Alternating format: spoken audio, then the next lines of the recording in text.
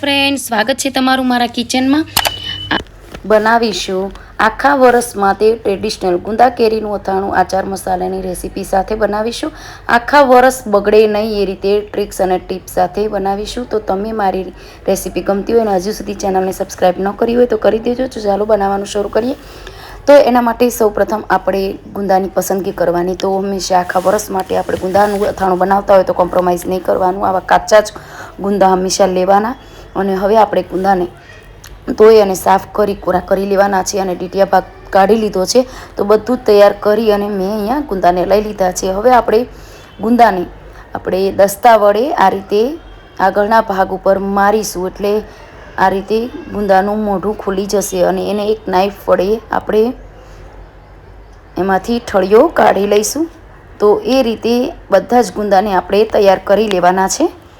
જો તમને કાચા ગુંદા ન મળે અને પાકા મળે તો તમારે આખા વર્ષ માટે અથાણું નહીં બનાવવાનું. તો ગરમી જ્યારે હોય એપ્રિલ મહિનામાં તો આવા કાચા ગુંદા હોય છે ત્યારે જ બનાવી લેવાનું. તો આ રીતે આપણે બધા જ ઠળિયા કાઢી લઈએ.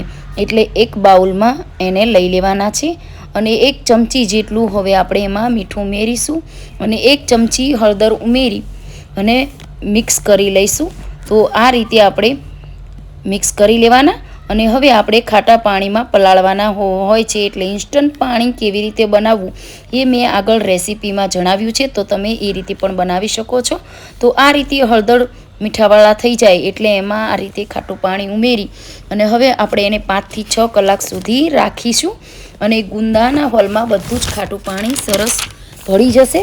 હવે આપણે એક મિક્સર જારમાં અથાણાનો મસાલો બનાવી લઈએ. તો એના માટે આપણે મિક્સર જારમાં 60 થી 70 ગ્રામ જેટલા આપણે રાઈના કુરિયા લીધા છે. એને આપણે પલ્સ ઉપર 2 થી 3 વાર પલ્સ કરીશું એટલે આ રીતે રાઈના કુરિયા તૈયાર થઈ જશે.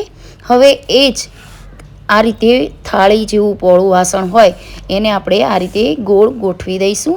અને હવે એ જ જારમાં આપણે 30 ગ્રામ જેટલા મેથીના કુરિયા લઈશું. એને પણ 2 થી 3 વાર પલ્સમાં કરી અને આ રીતે અંદરની સાઈડ એને ગોઠવી દેવાના. તો આ રીતે તમે વરિયાળી જો ભાવતી હોય તો એને પણ પલ્સ ઉપર કરી અને એને પણ વચ્ચેની સાઈડ ગોઠવી દેવાની. મેં અહીંયા વરિયાળી નથી લીધી. હવે આપણે એમાં અડધી ચમચી જેટલી હળદર લઈશું. મોટી ચમચી હોય એવી અડધી ચમચી મેં લીધેલી છે. અને એને પણ આપણે આ રીતે ગોળ રાઉન્ડમાં કરી દઈશું. અને વચ્ચે હવે અડધી ટીસ્પૂન જેટલી આપણે હિંગ લેવાની છે અને એને પણ વચ્ચે આ રીતે રાખી હવે આપણે તેલને થોડું ગરમ કરીશું. તો અહીંયા તેલ મેં 3 ચમચી જેટલું ગરમ કર્યું છે અને એકદમ ધુમાડા નીકળે અને રઈનો દાણો નાખો અને તરજ ઉપર આવે એટલું આપણે તેલ ગરમ કરીશું. અને ગરમ તેલ હોય ત્યારે જ આપણે મસાલાની ઉપર રેડી દેવાનું છે, જેથી હિંગનો બધો જ સ્વાદ અંદર મસાલામાં આવી જશે. અને તરત જ આપણે ઢાંકી દઈશું અને અડધી મિનિટ થાય એટલે તરત આપણે પાછા ખોલી ગરમ હોય ત્યારે જ બધો મસાલો મિક્સ કરી અને એને આપણે ફરીથી પાછું ઢાંકી દઈશું, જેથી જે મસાલાની કડવાશ હશે એ બધી જ જતી રહેશે અને મસાલામાં બધા જ એકબીજા સાથે મસાલો ભળી જશે. તો હવે થોડી વાર પછી આપણે મસાલો જોઈ લેવી. એમાં આપણે 1 ચમચી 1.5 ચમચી જેટલું મીઠું ઉમેરેલું છે અને અહીંયા આપણે અડધો કપ જેટલું લાલ કાશ્મીરી મરચું લીધું છે. તો અહીંયા એ વાતનું ધ્યાન રાખવાનું કે કાશ્મીરી લાલ મરચું જ ઉમેરવાનું. જો તમે અહીંયા બીજું મરચું ઉમેરશો તો આચાર મસાલો વધારે પડતો તીખો થઈ જશે. એ વાતનું ધ્યાન રાખવાનું. તો હવે આ રીતે સારી રીતે મિક્સ કરી અને મેં અહીંયા અડધો કપ જેટલું લાલ મરચું પાવડર ઉમેરેલો છે.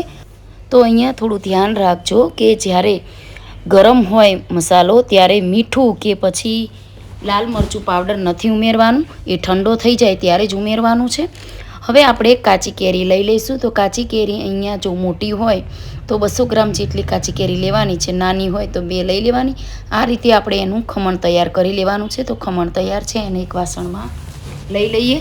હવે આપણે અહીંયા ઇન્સ્ટન્ટ ખાટું પાણી બનાવી રહ્યા છીએ. તો 1 ચમચી મોટી ભરી મીઠું અને 1/4 ચમચી જેટલી હળદર ઉમેરી બધું સારી રીતે મિક્સ કરી અને એને 5 મિનિટ આપણે રાખી દઈશું. એટલે 5 મિનિટમાં આપણું ઇન્સ્ટન્ટ ખાટું પાણી તૈયાર થઈ જશે. તો આ રીતે આપણે એને થોડીવાર રાખી મૂકવાનું છે, 5 મિનિટ જેટલું.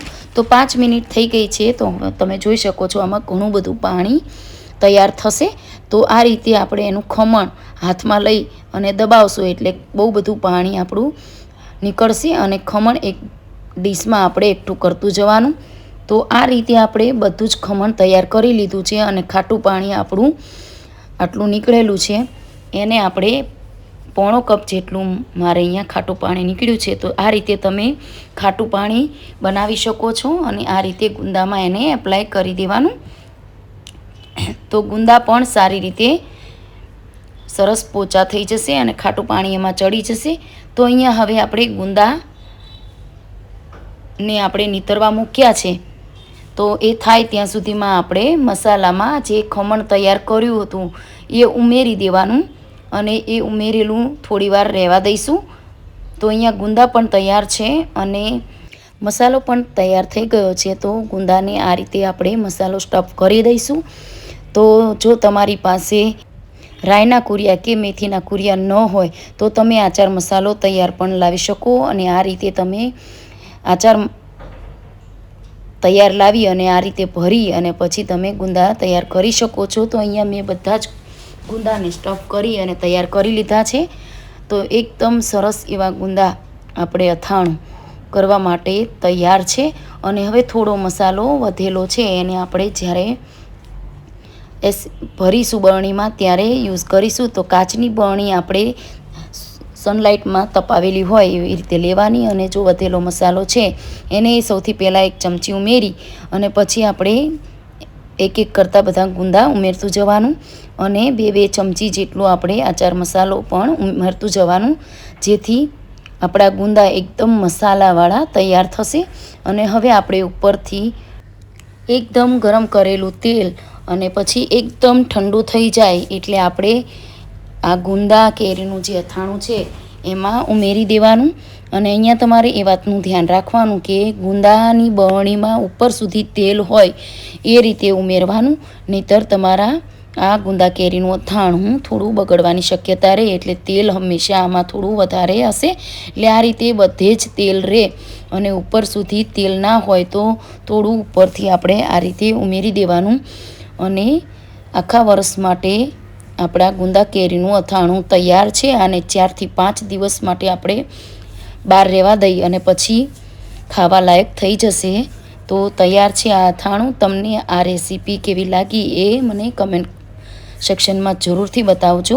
જો સારી લાગી હોય તો લાઈક કરજો. અને હવે વધેલો મસાલો હોય અને તમે આખું વરસ એને સ્ટોર કરવાના હોય તો એમાં આપણે એક સિક્રેટ ઇન્ગ્રીડિયન્ટ્સ ઉમેરીશું.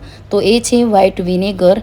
તો આપણે 5 થી 6 ટીપા જેટલા આપણે એમાં ઉમેરીશું અને સારી રીતે મિક્સ કરી અને કોઈ બી કાચની બરણીમાં રાખી અને ફ્રીજમાં તમે આખું વરસ એને સ્ટોર કરી શકો છો.